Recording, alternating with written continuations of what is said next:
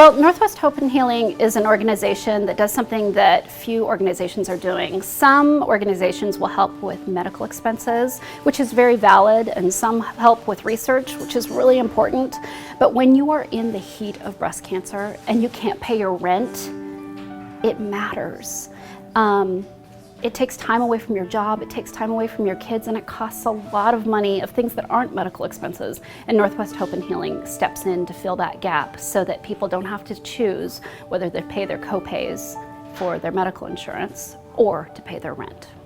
When I first found out that I had breast cancer, which was my second cancer, there was so much fear and insecurity, and these people just sort of came out of nowhere from Northwest Hope and Healing and gave me the support I really needed at that moment. I am a good friend of Christine Smith's, and she is the founder of Northwest Hope and Healing. She started it at a time when she was dealing with her own cancer and 2 small toddlers. I was really impressed that she would think of others in the same situation and want to help them.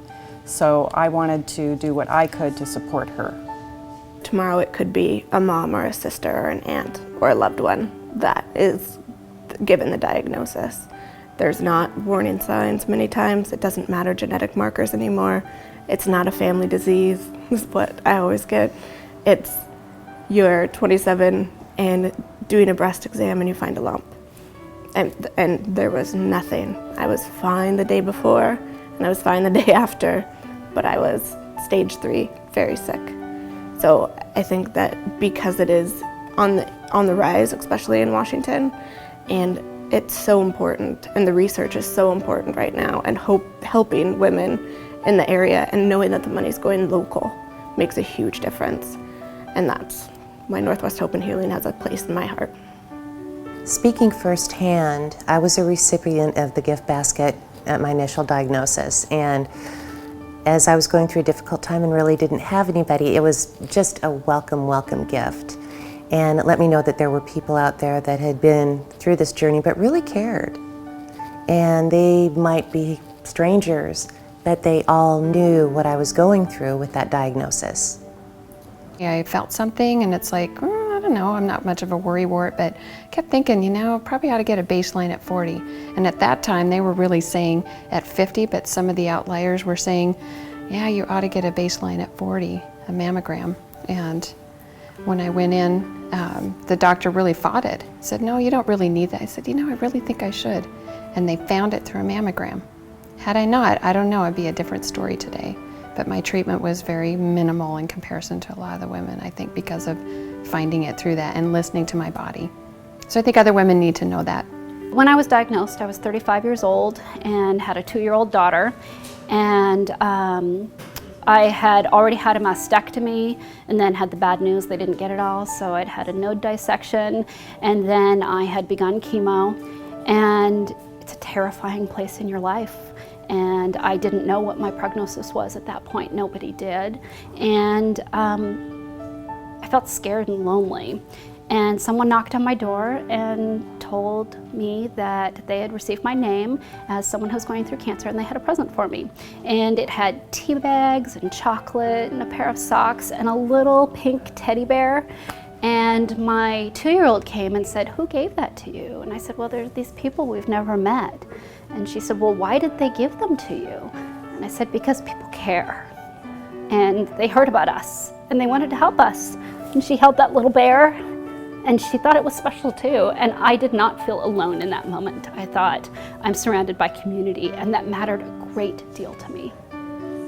Northwest Hope and Healing gave me a basket, I think within the first week of once everything was confirmed. I had to go in for additional testing, and it was at Swedish Hospital. And I went downstairs on the bottom floor, and I met a number of people from them, and I was given my basket. And it was wonderful because there were a lot of women there that I could talk with who had already been through it and gave me wonderful support and help when I needed it. I think everyone has their reasons, and I will try not to cry as I say mine. Mine's named Tessa. She was born in 2003. She's my daughter. She was 2 when I was diagnosed. And I knew that if I died, she wouldn't remember me. And that was unacceptable because I wanted her to go through life knowing her love from her mother.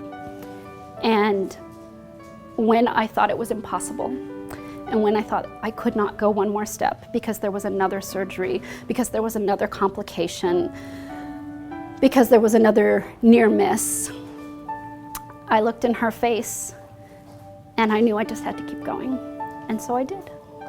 When you're faced with cancer, all the medical appointments and the time it takes, you may not be able to keep up your work. Perhaps your insurance isn't going to cover anything. And there are a lot of unexpected expenses that can come on top of that. So the Patient's Assistance Fund usually provides grants of up to $500 to help someone get through an emergency, just to make the utility payment or pay the emergency rent so that they can get through. And I think it's very nice if you're in that situation to know that there were people who made it possible for you to get through that hardship, people who wanted to help you. And so many of them have returned to the organization to give back their time and their efforts because they want to help those who are yet to come. I think the basket made such a difference because it's such a terrifying time that I was looking for hope. And I wanted to grasp on any straw I could grab on that said the world was an okay place, that was kind and loving, and that I had what it took to get through this.